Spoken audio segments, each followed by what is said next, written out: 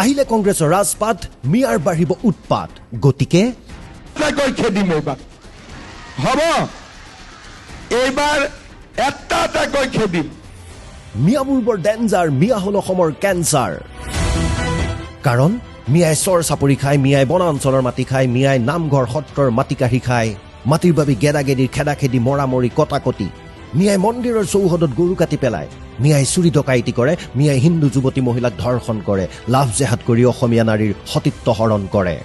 সনাতনী বাই ভনীৰ জীৱন ধ্বংস কৰে গতিকে বিজেপিৰ চৰকাৰ নিবিচাৰে মিয়াই কাৰণ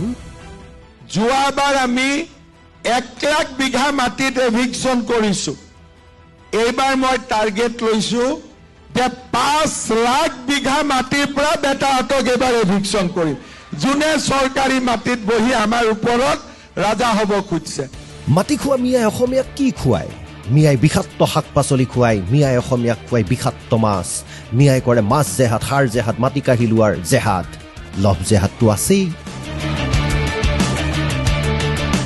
সেইবাবে মিয়াই হিমন্ত বিশ্ব শৰ্মাক বেয়া পায় কাৰণ